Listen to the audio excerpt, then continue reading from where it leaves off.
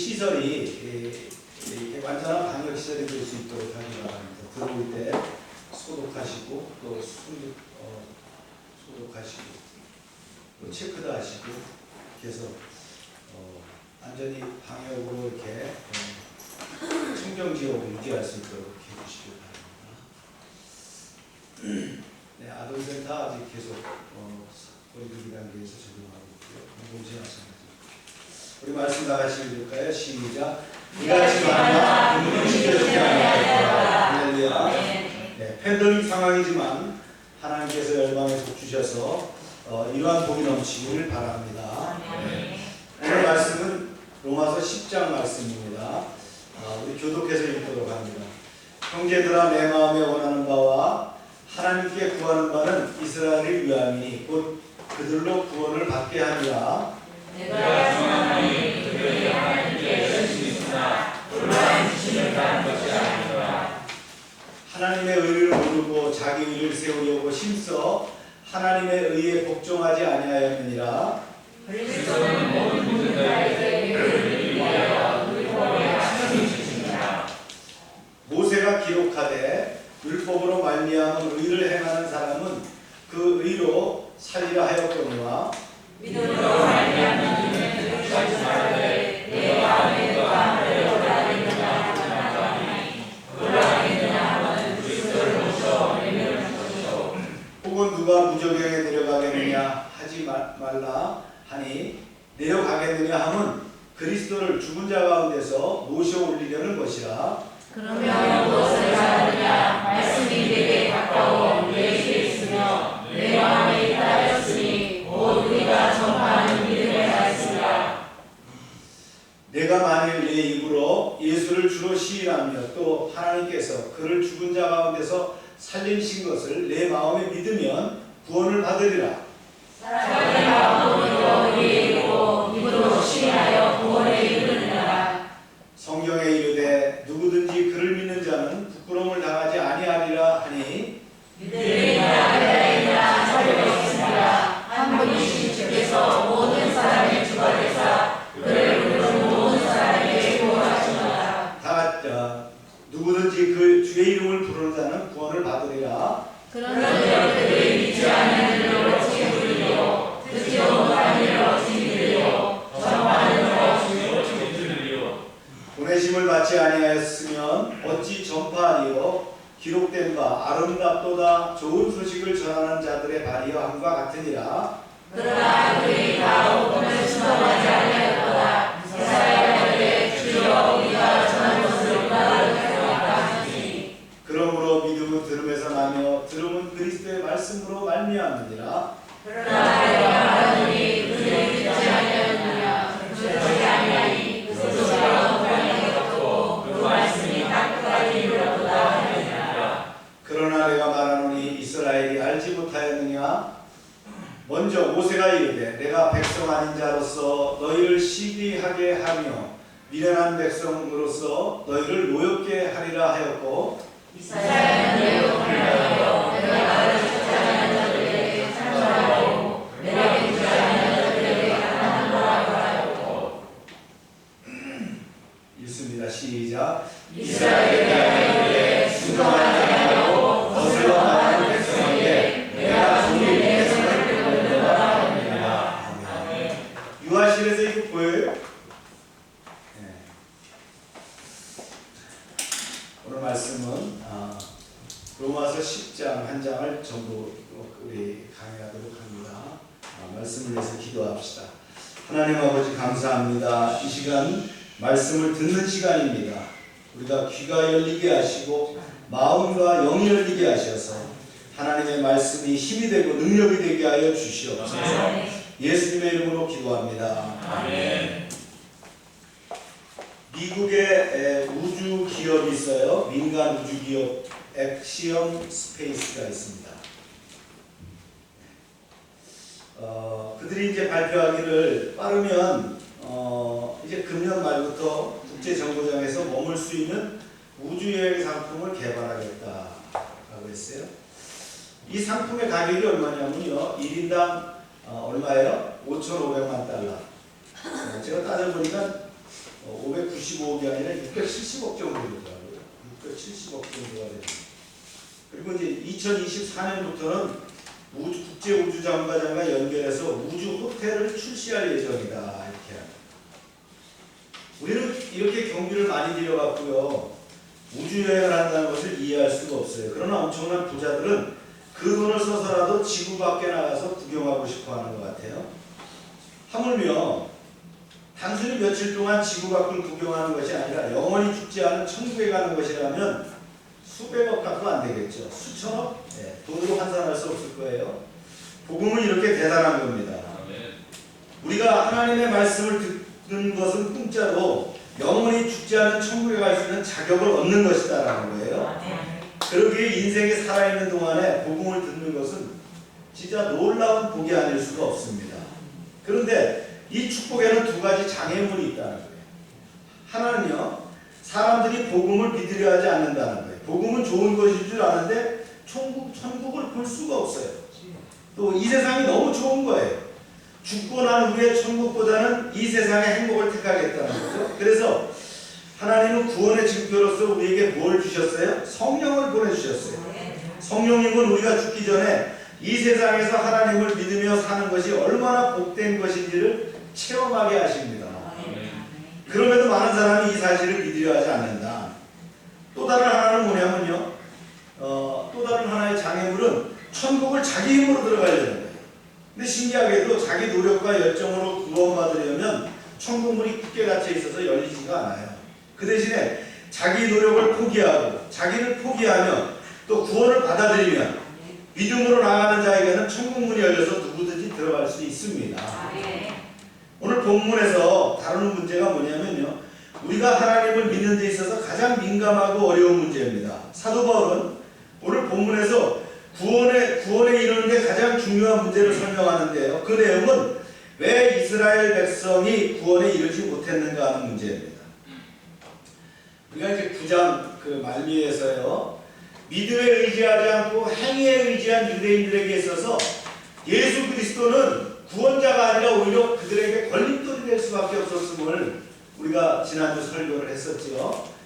그리고 이어서 바울은 오늘 10장부터에는요. 그 원리를 유대인에게 직접 적용시켜서요. 구체적으로 율법의 행위로 스스로 의를 세우려 하는 것과 은혜의 복음에 대한 믿음으로 의를 얻으려는 두 가지 길을 비교해서 제시를 합니다. 즉 율법의 행위로 스스로 의를 세우려 하는 자는 인간적인 의를 세우는 자이며 스스로 심판자가 되려고 하는 교만인과 동시에 죄인의 구원을 위한 그리스도의 구속의 은혜를 저버리는 행위다. 그러나 오직 예수를 주로 시인하면서 마음으로 믿는 자만이 의와 구원을 얻게 됨을 설명하고 있습니다. 아멘입니까? 네. 그래서 오늘 설교는 4개의 대지로 이루어지는데요. 상당히 그 내용 자체가 이게 중요하면서도 또 쉽지 않은 말씀입니다. 4개의 대지인데 우리 이제 첫 번째 대지부터 한번 볼까요? 하나님의 의에 대한 이스라엘의 무지입니다. 바울이 믿음으로 얻는 구원을 애써 설명하는 이유가 뭐냐? 예수 그리스도를 통한 구원의 길을 거부한 자기 동족들을 구원받기를 간절히 바라는 마음이 그에게 있었기 때문이에요. 그래서 바울의 고백을 한번 볼까요? 이런 고백을 했어요. 시작. 형제들아, 내 마음에 원하는 바와 하나님께 구하는 바는 이스라엘을 위함이니 곧 그들로 구원을 받게 함이라. 내가 증언하노니 그들이 하나님께 열심은 있으나 올바른 지식에 따른 것이 아니라. 이런 말씀을 새겨서 이렇게 읽어야 돼요. 유대인들이 가진 하나님을 향한 열심, 이게 바울에게는 큰 고통이었다는 거예요. 자기 자신이 하나님을 경외하고 섬기는 데 열심인 유대인이 있었기에 더욱 그랬다는 거예요. 이들은 하나님께 순종하기 위해서라면 어떤 일도 기꺼이 했어요. 바울은 이스라엘이 가진 열심이 좋은 줄을 인정하면서도 그들이 길을 잃은 이유가 뭐냐? 그 열심이 위협이 된다라고 지적을 합니다. 이해가시죠? 그것은 반드시 지식에 근거한 열심이어야 한다, 그런 얘기예요. 지식이나 지각이 없는 그 열정은 광신입니다. 더 나아가서 이것이 테러리즘이 될 수 있다라는 거예요. 이웃에게 심한 꽃 알레르기가 있다는 것을 모르면서 근사한 꽃다발을 선물했다고 가정해 보세요. 지식이 없다면 관심과 애정조차도 어떻게 돼요? 상대방을 괴롭히는 일이 될 수 있다는 거. 우리 잘 알고 있죠? 또 다른 예로요. 독약이 무해하다고 철석같이 믿는 사람이 있다면 그가 그것을 먹는 날에는 끽소리하지 못하고 죽게 될 것이다. 열정은 때로는요 도움이 되기는커녕 죽음을 재촉할 수도 있다라는 거예요.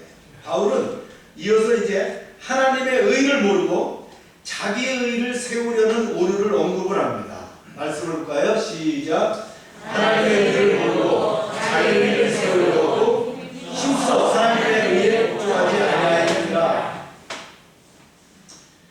하나님의 의가 뭐예요? 하나님의 의는요 예수 그리스도를 믿음으로 얻어지는 의입니다. 즉 하나님의 의란 뭐예요? 하나님의 심성의 보편적인 속성을 얘기하는 것이 아니고요. 그리스도의 대속에게 사역이라고 하는 그런 구체적인 사실 속에서 나타나는 즉 인간 구원을 구현하는 것을 의미하는 것이 하나님의 의예요. 즉 예수 그리스도를 믿는 것이 뭐예요? 하나님의 의다 이런 얘기예요. 아멘입니까? 우리가 어떻게 의롭다가 돼요? 예수 그리스도를 믿음으로 의롭다함을 받는 거예요. 자, 더 앞으로 올라가 볼까요? 우리가 앞에서 배운 바 있어요. 하나님이 캄캄한 밤에 그랬어요. 아브라함 보고 너 밖에 나가봐. 밖에 나가서 하늘을 봐. 하늘의 이 별처럼 말이야. 너희 후손들이 이렇게 될 거야. 말도 안 되는 얘기잖아요. 뭐 벌판에서 하늘 보고서 말이지. 지금 애도 하나 없는데 무슨 얘기예요? 이게 안 맞는 얘기잖아요. 그런데 뭐예요? 아브라함은 그것을 믿었다. 그걸 믿음을 뭐라 했어요? 의롭다 하셨다. 아멘입니까? 네, 우리는 뭐예요? 예수 그리스도가 우리의 독생성자 예수 그리스도가 우리의 왕이요 구원자라는 걸 믿는 것이 바로 우리를 의롭게 했다는 거예요. 이게 바로 하나님의 의라는 거예요. 그런데 바울은 동족 유대인들을 구원받는 방법을 언급하면서 가장 방해되는 것이 뭐냐? 행위로 구원을 얻으려고 했다라는 거예요. 이게 바로 자기의입니다. 자기의는 뭐예요? 다른 사람과 비교해서 자기가 더 월등하다는 거예요. 남들은 이 정도밖에 안 되지만 나는 이만큼이야. 내가 하나님께 더 가까워. 다른 사람은 이 정도 열심을 못 내지만 나는 이렇게 봉사하고 있어. 내가 그래서 하나님의 더 축복에 가까워. 다른 사람은 이 정도밖에 똑똑하지 않지만 나는 훨씬 더 똑똑해. 내가 하나님께 더 인정받을 수 있어. 이게 바로 자기의라는 거예요. 자기의의 대표적인 구약의 사람들이 신약의 사람들이 누구였어요? 바리새인들이었다. 이들은 나름대로 열심히 신앙생활을 했어요. 일주일에 몇 번씩 금식해요. 기도 열심히 해요. 11조 빼놓지 않아요. 그런데 아이러니하게도 어떻게 해요? 전혀 겸손함이 없고 온유하지 않았다는 거예요. 세리를 정죄하고 차별했어요. 이웃을 사랑하지 않았어요. 바울은 믿는 자에게 의를 이루는 중요한 문제를 해결하기 위해서 해결사를 보내셨다 이렇게 얘기하고 있어요. 말씀 볼게요. 시작. 그리스도는 모든 믿는 자에게 의를 이루기 위하여 율법의 마침이 되시니라. 굉장히 중요한 말씀이에요. 바울이 그리스도를 율법의 마침이라고 하는 것은 참 충격적인 표현인데 이 말은 율법적인 도덕주의자들, 특히 바리새인들, 유대인들 이들에게는 굉장히 걸림돌이 되는 말이었어요. 바울은 여기서 율법의 특정한 부분이나 구성력이 끝났다라고 하지 않았어요. 오히려 율법을 통해서 어떻게 됐어요? 하나님 앞에 의롭게 되는 시도를 누가요? 그리스도께서 예수님이 오셔서 완성시켜버렸다는 거예요. 마침이 되었다는 거예요. 여기서 얘기하는 바울이 얘기하는 의, 여기 나오죠. 믿는 자들에게 의를 이루기 위해서 의. 이게 의가 뭐예요? 도덕적인 의가 아니에요. 하나님께 은혜를 얻었다는 의미예요. 즉 이 의는 뭐예요? 예수 그리스도를 믿는 거잖아요. 믿는다는 건 뭐예요? 바로 관계성이라는 거예요. 바울의 의도대로라면 그리스도가 하신 일에 의의 방편이었던 율법의 역할이 끝났고 이제 믿음이 그 역할을 하게 됐다라고 선포했다라는 거예요. 아멘입니까? 네. 이렇게 이제 첫 번째 대지를 이제 마무리해 볼까요? 이스라엘은 율법 준수로 의를 얻으려고 항상 노력했어요. 그런데 죄로 물든 인간이 율법을 완전히 지킨다는 것은 가능해요? 불가능해요? 불가능하다는 거예요. 그래서 오직 그리스도만이 율법이 요구하는 바를 충족시키며 완성시켰음을 바울은 증거하고 있다. 굉장히 중요한 얘기예요. 하나님의 의에 대해서 무지한 이스라엘을 구원하기 위해서 성육신하신 하나님 예수님은 모든 믿는 자들에게 어떻게 했어요? 의를 이루기 위해서 율법의 마침이 되셨다. 마침표를 딱 찍었다는 거예요. 아멘입니까? 네. 바울은 이제 의를 이루는 두 가지 이제 길을 언급합니다. 읽어볼까요? 시작. 모세가 기록하되 율법으로 말미암은 의를 행하는 사람은 그 의로 살리라 하였거니와. 이제 앞에서 배운 로마서 6장, 7장, 8장에서 본 바와 같이 그리스도인은 더 이상 구원의 체계로서 율법 아래 있지 않습니다. 여러분 동의하시죠? 그렇지만 우리는 은혜로 구원하신 하나님으로 말미암아 율법에 순종할 의무가 끝난 것이 아니라는 거예요. 네. 그렇게 배웠죠 우리가. 유대인들에게 율법의 본질을 밝히기 위해서 바울은 구약성경 레위기 18장 5절을 이제 이용을 합니다. 한번 볼까요? 시작. 너희는 내 율례와 법도를 지키라. 사람이 이를 행하면 그로 말미암아 살리라. 나는 여호와니라. 표면상으로는 모세가 율법의 준수를 통한 구원의 가능성을 가리키고 있는 듯해요. 하지만 모세의 진의는 뭐냐면요. 만일 당신이 율법을 완벽하게 지킬 수 있다면 당신은 영생을 얻을 것이다. 이건 물론 진리예요. 그러나 이렇게 할 수 있어요? 없어요? 없다는 거예요. 어떻게 율법을 다 지킬 수 있느냐는 거예요. 우리 인성을 가지고 할 수가 없어요. 그러고 나서 바울은요, 로마서 10장 6, 7절에서 신명기 30장을 이용해서 이렇게 얘기를 하고 있어요. 좀 깁니다. 시작.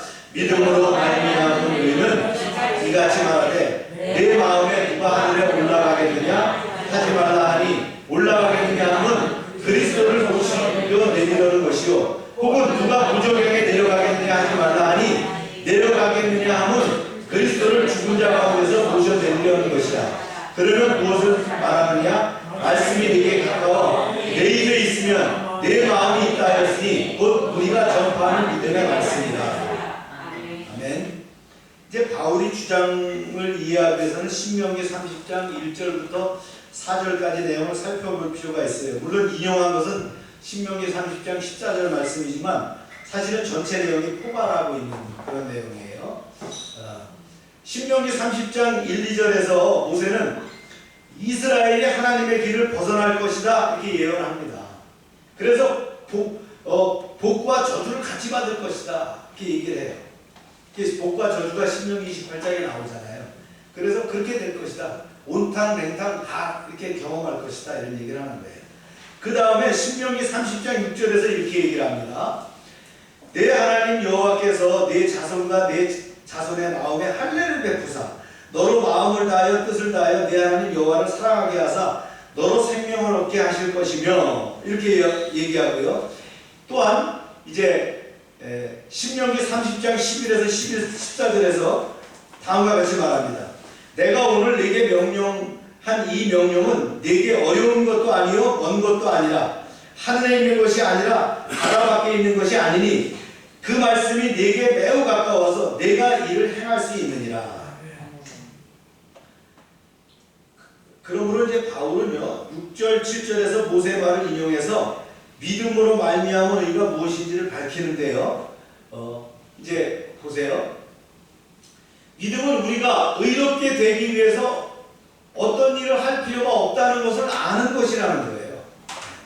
우리는 하늘에 올라갈 필요도 없어요. 왜냐하면 그리스도께서 이미 하늘에서 내려오셨어요. 죽음으로 증명할 필요 없어요.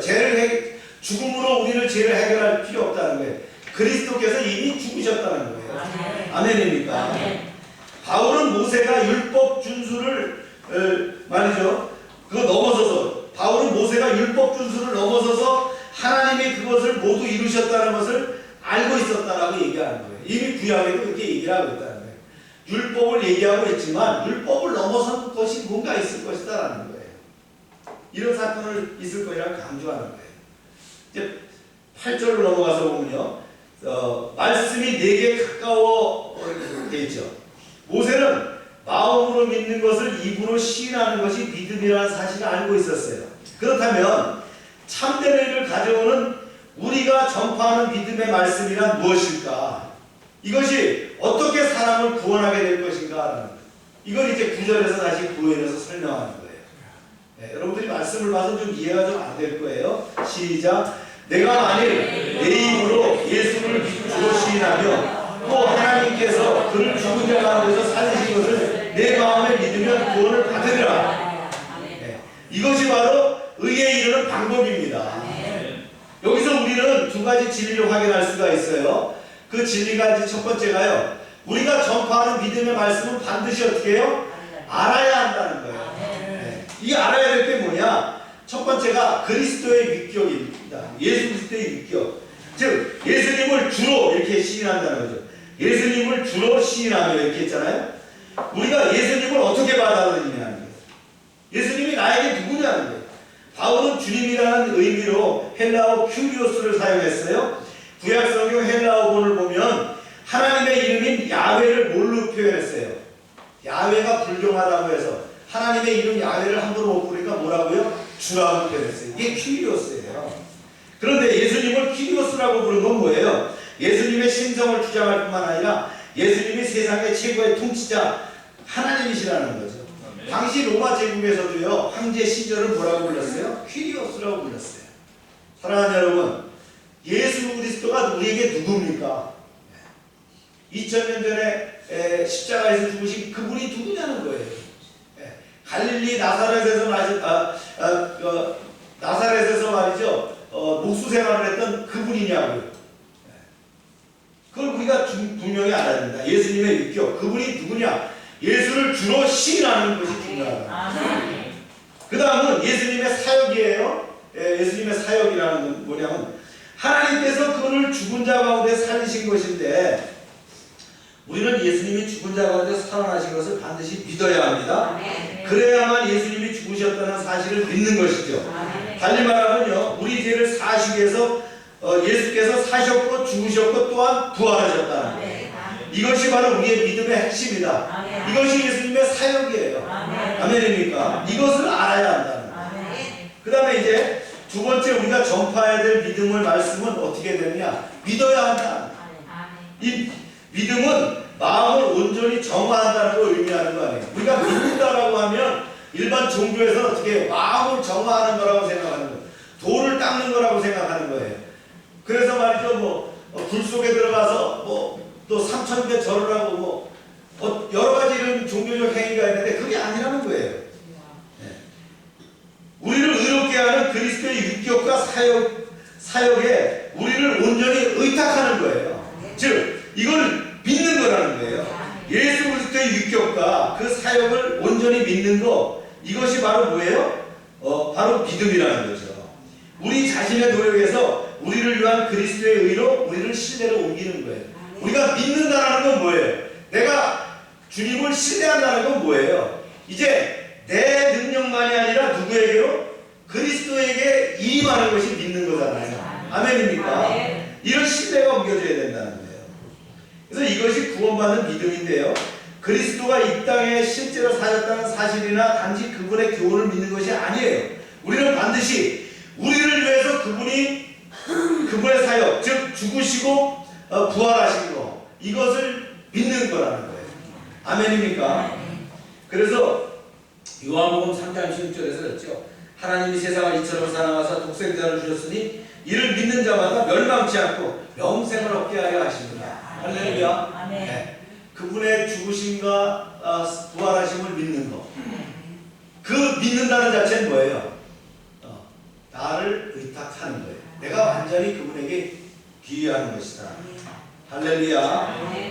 그래서 10절에서는 이걸 좀 더 정리를 해서 이제 얘기를 했어요. 그럼 이해가 좀 더 정확하게 오죠? 시작. 사람이 마음으로 믿어 의에 이르고 입으로 신하여 구원에 이르니라. 이거 전도할 때도 많이 쓰고요. 성경 공부할 때 많이 배우는 내용이에요.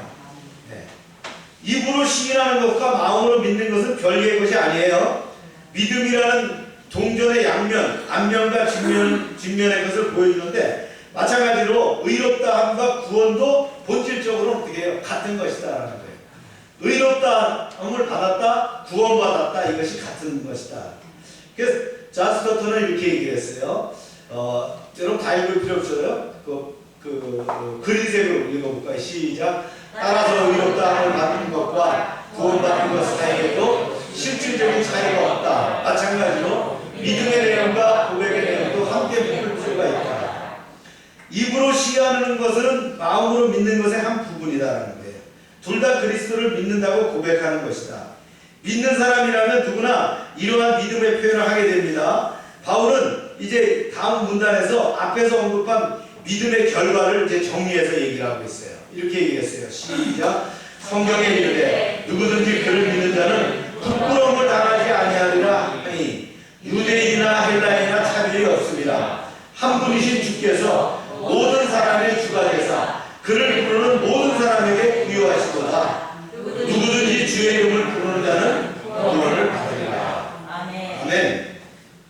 바울은 자기 자신이 아닌 예수를 믿는 사람은 결코 부끄러움을 당하지 않는다고 약속을 했어요. 바울은 누구든지 그렇게 할 수 있다고 말합니다. 유대인과 이방인 모두가 그리스도의 구원이 필요하고 이들 모두에게 뭐가 없다고 해서 차별이 없이 구원이 주어진다. 요엘서 2장 32절 말씀이에요. 이 말씀이 바로 이 진리를 제 요약을 했어요. 이렇게 해요. 누구든지, 그죠? 유대인이든 이방인이든 종교인이든 비종교인이든 선한 자든 악한 자든 누구든지라는 거예요. 여호와 주의 이름을 부르는 자는, 그죠? 예수가 누구라는 것을 우리가 아는 거죠. 그분의 필요함을 깨닫는 거예요. 이게 믿음이잖아요. 그런 사람 어떻게 한다고요? 구원을 얻으리라. 하나님께서 영원히 그리고 완전하게 사랑하시고 복 주시고 의롭다 하실 것을 믿는다. 할렐루야. 이 구원이다.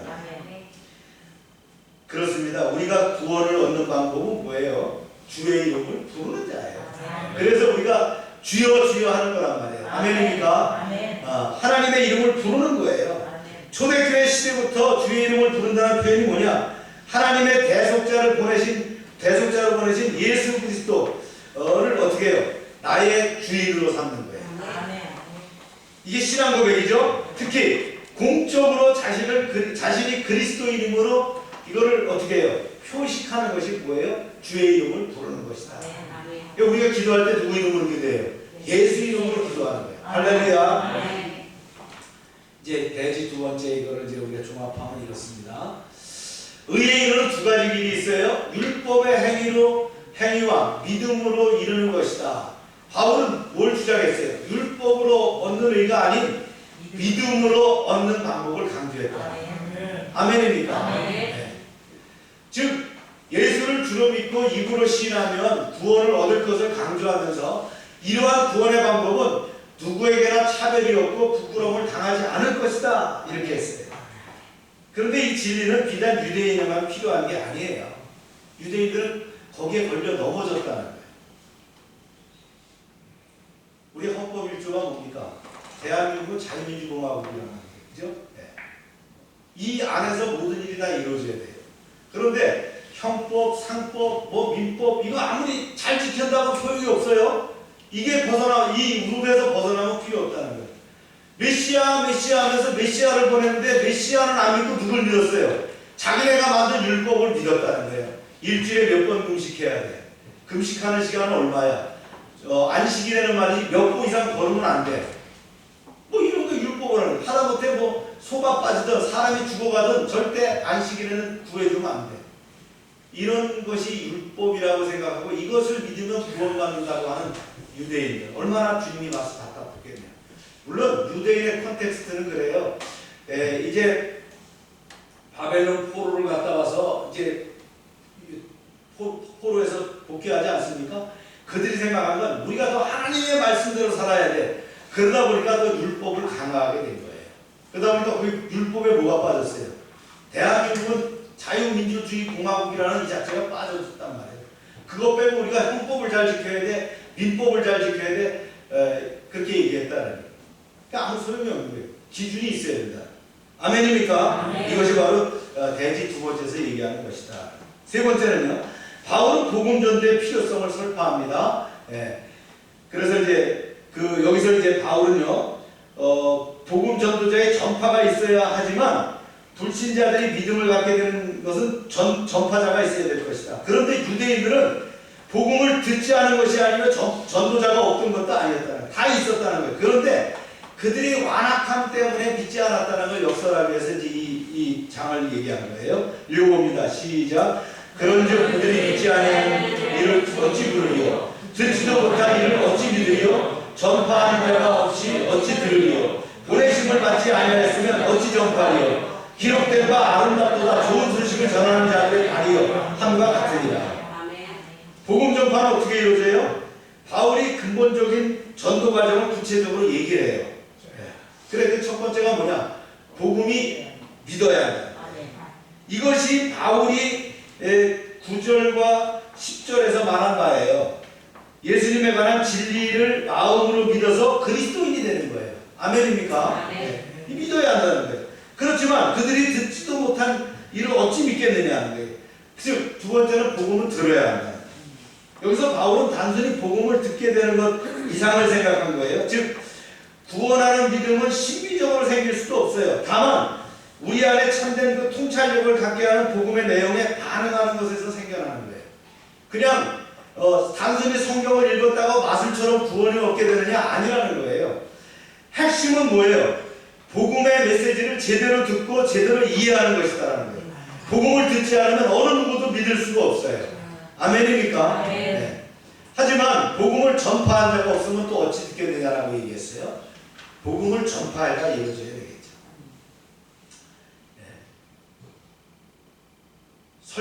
설교를 가리키는 것이 아니고요. 그들은 어떻게 했어요? 사도들과 그 제자들은 거리에 나가서 활동을 했어요. 삶의 현장에서 사람들과 접촉하면서 복음을 증거했죠. 전해줘야 된다는 거예요. 아무리 내가 복음을 믿고 복음을 들었으면 무슨 소용이 있어요? 이것이 전해줘야 된다는 거예요. 이게 아웃리치입니다. 그죠?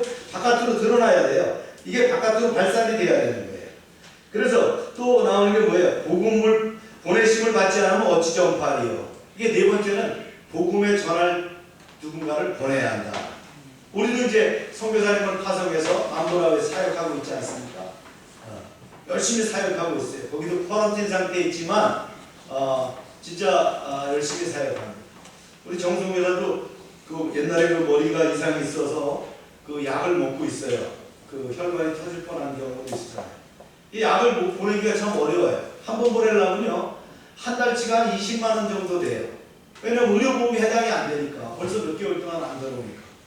그래서 이제 그 약을 그 가족이 이제 어머니가 이제 챙겨서 보내주고 하는데 어제도 이제 통화를 했어요. 걱정이 돼서 내년 가을까지 1년 더 남았는데 어떻게 감당할 수 있겠느냐. 그래서 비자 문제나 이제 또 이런 거는 최근에 또 우리 그 아또 목사 딸이 유학한 바탕가스로 유학을 보낸 딸이 임신이 됐어요. 그래갖고 이거를 가족들 엄마하고 형제들만 알고 아버지가 몰랐다가 아버지가 하는 바람에 난리가 벌컥 나갔고요. 아주 소동이 났는데 그래 이제 요번 주가 될지 다음 주가 될지 아마 출산을 하게 되는데 모닉이라고 하는 자매인데 참 안타깝지만 어쩔 수 없는 상황이잖아요. 이제 이런 상황에서 메시지가 왔어요. 참 너무나 힘들고 어렵다. 이 상황을 어떻게 돌파할 것인가 이렇게 위로의 격려 메시지를 보내고 이제 출산하기 전에 몇 가지 검사가 필요하다 해서 정성교사를 보내갖고 이제 일면 조치해 줄 것들을 조치하고 또 이제 하다 보니까 지혜가 생각나더라고요. 소셜 케어를 받을 수 있느냐 물어보니까 소셜 케어를 받을 수가 있다는 거예요. 그 자매가 맹장 수술을 해가지고 이게 그 제왕절개가 굉장히 어렵대요. 그러니까 자연뿐만이 안 되고 제왕절개를 하게 돼야 되는데 어렵다는 거죠. 그리고 수술비가 상당한데 소셜 케어를 받는다는 건 다행입니다. 이러한 일들이 우리 그 선교지에서 일어나는 거예요. 복음을 믿어야 되고 반드시 들어야 되고 전해줘야 되는데 복음을 전할 때를 보내야 한다는 거예요. 아멘입니까? 아멘. 네, 이걸 이제 사도 바울이 강조하는 거예요. 그래서 우리도 이제 삶의 현장에서 이웃에게 복음을 증거해야 되는 거예요. 복음을 전하는 전도자의 발걸음 어떻게 한다 했어요? 15절에 아름답다 이렇게 얘기를 했어요. 할렐루야. 네. 이 메시지를 우리가 정리 한번 해볼까요? 전도자의 복음 전파가 있어야만 불신자들이 믿음을 갖게 된다는 사실을 설명했어요. 유대인들이 그리스도의 복음을 믿지 않는 것은 그들이 전도자가 없어서가 아니에요. 복음이 전해지지 않았기 때문이 아니라는 거예요. 그들이 완악함 때문에 그렇다는 것을 역설 역설적으로 지금 사도 바울이 주장하고 있는 거예요. 그래서 이러한 복음 전도는 저절로 이루어지지 않는다. 복음은 믿어야 하고 들어야 하고 전해져야 하고 복음을 전할 누군가를 보내야 한다. 할렐루야. 그래서 복음 전도는 우리에게 부여된 지상 명령이며 우리의 사명이다. 이제 다음은 이제 마지막 패시지예요. 이스라엘이 믿지 않는 이유입니다. 이제 어쩌면 이번 장에 있어서 가장 중요한 주제가 됩니다. 바울이 이제 앞달라까지는 그리스도를 통한 구원의 길을 거부한 그 유대인들의 그 구원을 얻지 못한 것에 대한 것을 쭉 얘기했어요. 이제 오늘 여기 본문에서는 어떻게 하냐면요. 그리스도를 거부한 유대인의 잘못을 지적합니다. 아름답도다 좋은 소식을 전하는 자의 발이에요. 하지만 이 아름다움은 종종 인정받지 못할 때가 있어요. 복음 전도가 전부 인정받지 못하잖아요. 바울은 이스라엘에서 이런 일이 벌어졌다는 거예요. 읽어봅니다. 시작. 그러나 다 복음을 순종하지 아니하였도다. 이사야가 이르되 주여 우리가 전한 것을 누가 믿었나이까 하였으니 그러므로 믿음은 들음에서 나며 들음은 그리스도의福으로 말미암으리라. 그러나 내가 말하노니 그들이 듣지 아니하였느냐. 그렇지 아니하니 그 소리가 온 땅에 퍼졌고 그 말씀이 땅끝까지 이르렀도다 하였느니라. 아름다운 복음의 메시지를 뿌리치는 것은 하나님의 불순종이죠. 역설적이게도 하나님께 순종함으로 의롭게 될 수 있다고 고집했던 유대인들이 믿음을 통해서 구원받는 복음을 거부함으로써 하나님께 불순종하게 됐다는 거예요. 바울이 앞에서 남은 자에 대해서 얘기를 했죠. 이제 9장에서 남은 자를 우리가 배웠어요. 유대인들이 구원에 대한 하나님의 계획을 거부하는 사건은 처음이 아니에요. 예수님이 이 땅에 태어나시기 700년 전에도 이미 그렇게 얘기했다는 거예요. 이 말이 뭐예요? 저기 나오는 주여 우리가 전한 것을 누가 믿었나이까? 이게 이사야가 아닙니다. 여기서 누가는 유대인을 지칭하죠. 바울은 대다수의 유대인들이 복음에 불순종한 것을 안타까워했어요. 유대인들에게 모자라는 것은 뭐예요? 그리스도의 말씀에 대한 믿음이었다. 그리스도의 말씀에 대한 믿음이었다.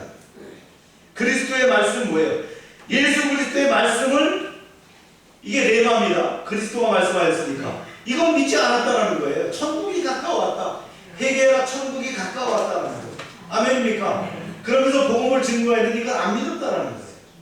물론 유대인들의 복음을 듣지 않을 수도 있어요. 유대인들 중에서 그들에게 변명의 여지도 있을 수가 있어요. 하지만 바울은 어떻게 얘기하냐면 그렇지 않다 이렇게 오늘 본문에서 얘기하는데 놀랍게도 시편 19편을 인용했어요. 시편 기자는 하나님의 피조물들이 어떻게 온 세상에 하나님의 영광을 선포하고 있다라고 얘기하는 거예요. 복음이 그만큼 널리 퍼졌다라고 말하는 거죠. 지금 지구상에도 아직은 복음이 들어가지 않은 곳도 많아요. 근데 바울이 여기서 얘기하는 것은 대상이 유대인들입니다. 당시 유대인의 공동체가 있는 곳마다 어디나 복음이 전해졌다는 거예요. 따라서 유대인 중에 복음을 듣지 못한 사람이 없었어요. 변명할 여지가 없다 그런 얘기예요. 바울이 이제 신명기 32장 21절 모세의 노래를 또 인용합니다. 이렇게 시작. 그러나 내가 말하노니 이스라엘이 알지 못하였느냐. 먼저 모세가 이르되 내가 백성 아닌 자로서 너희를 시인하게 하며 미련한 백성으로서 너희를 노엽게 하리라 하였고, 모세는 죽음을 앞두고 후에 있게 될 이스라엘의 반역에 대한 것을 하나님이 심판할 것이다 라는 걸 예언합니다. 이스라엘은 우상을 숨겨서 하나님을 질투하게 했기 때문에 하나님께서 그 백성이 아닌 미련한 백성, 즉 이방인을 통해서 이스라엘을 시인하게 한다는 겁니다. 하나님이 얼마나 답답하시면 이런 방책을 쓰셨겠어요. 사실 이방인들은 하나님의 거룩한 본성, 하나님의 의로움의 필요성, 성막, 성전, 예배, 내포되는 그 대성물에 대한 용서, 메시아의 약속, 이거 다 몰라요. 그리고 주님이 우리의 의가 되실 수 있다, 이런 거 몰랐다는 거예요. 이처럼 하나님의 길을 알지 못했던 그 이방인들인데, 하나님 하다 보다 못하니까 어떻게 해요? 유대인들보다 이방인들이 더 믿음에 다가설 수 있도록 주셨다는 거예요. 그래서 유대인들이 이방인을 시기하게 만들었다, 이 말이 바로 그런 얘기예요. 얼마나 그랬으면 유대인들이 시기나게끔 했겠느냐? 왜 이스라엘은 복음을 믿지 않았느냐? 유대인들이 하나님을 알지 못해서가 아니라는 거예요. 역사적으로 입증된 사실이죠. 하나님은 이방인들보다 훨씬 더 유대인들에게 근접해서 역사하셨어요. 함께 하셨어요. 불기둥으로 구름기둥으로 역사하셨죠. 이적과 표적을 다 보여주셨어요. 그런데 모세 때부터 이미 복음이 이방인에게 미칠 것이라는 것이 예언되어 있다는 사실, 이 사실까지도 유대인들은 알았다는 거예요. 하지만 그들의 불행은 복음을 받아들이지 않을 뿐만 아니라 애써 지식을 부인하는 안타까운 현실이었다라는 거예요. 바울은 이사야서를 인용해서 이것을 또 보완해서 얘기를 합니다. 시작. 이사야는 매우 담대하여 내가 나를 찾지 아니하는 자들에게 찾은 바 되고 내게 묻지 않은 자들에게 나타나노라 말하고 이스라엘에 대하여 이르되 순종하지 아니하고 거슬러 말하는 백성들에게 내가 종일 손을 벌려노라. 이게 이사야서 65장 1, 2절을 인용하는데요. 한 건데요. 내가 나를 찾지 아니한 자들에게 찾은 바 되고 내게 묻지 아니하는 자들에게 나타나노라. 하나님께 순종하지 않고 반역하는 이스라엘에 대한 하나님의 경고입니다. 바울이 신명기 32장 21절 이후에 이 이사야서의 말씀을 또다시 인용한 것은 앞서 언급한 신명기 말씀을 더 확증하려고 하는 거예요. 하나님께서 구하지 않은 사람에게도 나타나셨다는 사실은 구원에 있어서 하나님의 주권적인 선택이 있다라는 거예요. 그러나 그러한 사실을 보고도 하나님께 계속 불순종하고 있는 이스라엘은 이스라엘에 대한 하나님의 처우의 명백한 교훈도 놓쳐버렸다는 거예요. 이미 다 구약에서부터 모세가 얘기했다는 거예요. 너희는 이럴 수 있어. 조심해. 앞으로 그렇게 하라는 게 아니잖아요. 그 예언이. 그럴 수 있어. 그렇게 빠지면 안 돼. 이런 얘기잖아요. 그런데 결국은 어떻게 해요? 하나님을 질투하게 했어요. 그래서 결국은 하나님이 이방인들에게 복음을 주면서 축복하니까 유대인들을 질투할 거라고 했다. 시기나게 했다는 거예요. 그런데 그렇게 살지도 못했다는 거예요. 얼마나 안타까워요. 그래서 그들이 전쟁 포로가 되고 말이죠. 황폐하게 되고 말이죠. 심지어 20세기에 들어서 히틀러에게 말이죠. 그런 아우슈비츠에서 당하는 그런 것들이 다 하나님의 그 저주에 관련된 사람들이 아니라 하나님이 이스라엘에게 얘기했어요. 종일 내가 손을 벌려놓으라. 그렇지만 유대인들은 순종하지 않았어요. 완고한 마음으로 하나님의 손을 잡지 않았어요. 여기서 우리는 이스라엘 전 역사를 통해서 지칠 줄 모르고 끊임없이 베풀어 오신 하나님의 사랑을, 지극한 사랑을 볼 수가 있어요. 이는 마치 집 나간 탕자를 기다리는 아버지의 모습을 생각나게 하는 거예요. 종일 내가 손을 벌렸다. 여러분, 또 이게 어디서 생각나요? 골고다 언덕에서 말이죠. 아침 9시부터 오후 3시까지 팔을 벌렸던, 물과 피를 다 쏟았던 그리스도가 생각나지 않습니까?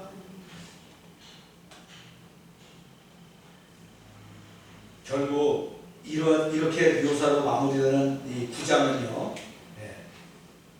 사도 바울은 이스라엘의 철저한 실패를 다루고 있는 거예요. 이렇게 이스라엘의 철저한 불순종과 그로 인해 그들이 막다른 골목에 처하게 되었음을 강조하게 되고 있지만, 그러나 아직 완전한 끝이 아니라는 거예요. 하나님의 사랑이 그래요. 이스라엘에게 뭐예요? 남은 자가 있었다 그랬잖아요. 남은 자. 이스라엘이 향한 하나님의 관심은 과거와 조금 더 변함이 없이 계속되고 있어요. 따라서 이스라엘의 탈선은 최종적인 것이 아니며 종래 마지막에는 이스라엘은 회복될 것이다. 이게 11장에 나오는 예고편이다. 마무리합니다. 로마서 10장 주제가 뭐예요? 제목에서 말한 것처럼 하나님의 의를 거부하고 복음을 배척한 이스라엘.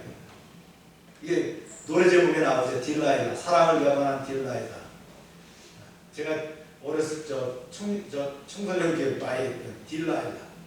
I should night on the night pass by her window. 창문 앞을 지났다는, 그죠? 사랑을 배반한 딜라일라. 그 예수 그리스도를 배반한 딜라일라, 하나님을 배반한 딜라일라가 누구예요? 유대인들이었다. 네 가지 오늘 나누고 정리해 볼까요? 첫째는요, 바울은 하나님의 의에 대한 이스라엘의 무지를 지적했다. 이스라엘은 율법 준수로 의를 얻으려고 했어요. 죄에 물든 인간이 율법을 온전히 지킨다는 것은 불가능한 일이죠. 오직 그리스도만이 율법이 요구하는 바를 충족시키고 완성시킬 수 있다. 이걸 바울이 강조하고 있는 거예요. 그래서 하나님의 의에 대해 무지한 이스라엘을 구원하기 위해서 성육신하신 예수님은 모든 믿는 자에게 의를 이루는 율법의 마침이 되셨다는 거예요. 아멘입니까? 아멘. 두 번째, 바울은 의를 이루는 두 가지 일이 있다고 했어요. 이것은 율법의 행위와 믿음으로 의에 이루는 두 가지예요. 바울은 율법으로 얻는 의가 아닌 믿음으로 의를 얻는 것을 강조했어요. 그죠? 즉 예수를 주로 믿고 입으로 시인해서 얻는 구원은 누구에게나 차별이 없고 부끄러움을 당하지 않을 것이다. 이렇게 얘기해요. 세 번째는요, 복음 전도의 필요성을 얘기했습니다. 유대인들이 그리스도의 복음을 믿지 않은 것은 그들에게 전도자가 없어서 복음이 전해지지 않았기 때문이 아니라 그들의 완악함 때문에 이것을 역설적으로 주장했어요. 복음 전도는 저절로 이루어지지 않죠. 복음을 믿어서 들어야 하고요, 복음을 전해야 하고 복음 전할 자를 보내야 한다. 할렐루야. 네. 이제 이스라엘이 믿지 않은 그 이유가 뭡니까?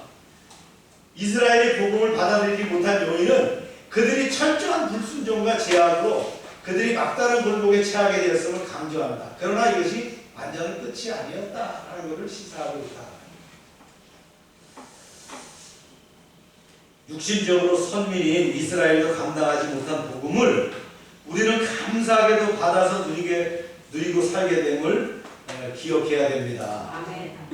하나님은 우리를 미리 아시고 예정하시고 부르시고 의롭다 하시고 거룩한 삶을 살도록 하셨고 우리를 또한 영화롭게 하실 것입니다. 할렐루야. 이러한 축복을 받은 여러분 또 승리하는 삶이 되시기를 축원합니다. 기도하겠습니다. 우리의 주인 되신 하나님 아버지, 하나님이 그토록 사랑하셨던 이스라엘의 영적 무지를 보며 하나님이 계획하신 참된 구원의 길을 깨닫게 하심을 감사합니다. 믿음의 의를 얻은 외에도 이제 구원이 없음을 분명하게 알게 하시고 그 주체가 바로 예수 그리스도이시며 우리를 위해 십자가에서 죽으시고 부활하시고 의롭게 됨을 확신하게 하여 주시옵소서. 이 땅의 많은 무리들이 하나님을 알지 못하고 오히려 기독교를 비방하고 손가락질합니다. 그들의 완악함을 일깨울 복음으로 무장하게 하시고 성령의 능력과 기름 부음으로 이 시대를 깨우는 사명을 감당케 하여 주시옵소서. 성도된 우리에게 이스라엘 백성과 같은 불순종이 없는가를 점검하게 하시고 우리의 부족함과 나약함을 하나님의 긍휼하심으로 채워 주시옵소서. 열방교회가 이 시대 이 지역을 깨우며 참된 공동체를 이루는 명문의 교회로 건강하게 성장하게 하여 주시옵소서. 코로나 팬데믹을 이기는 지혜와 어려움 가운데에서도 또 하나님의 세심한 인도와 보호하심으로 함께하여 주시옵소서. 열방교회 가정과 사업장과 직장이 건승하게 하시고 모든 지체들이 건강하게 하여 주시옵소서. 질병 가운데 고통받는 또 김병호 장로를 축복하시고 이제 건강하게 지켜 주시옵소서. 추석 주문을 맞이합니다. 풍성한 연휴가 되게 하시고 가족들과 만난 가운데도 은혜가 넘치게 하시고 위로하며 격려하고 즐거운 명절이 되게 하셔서 이제 안전하게 돌아오게 하여 주시옵소서. 예수님의 이름으로 기도합니다. 아멘.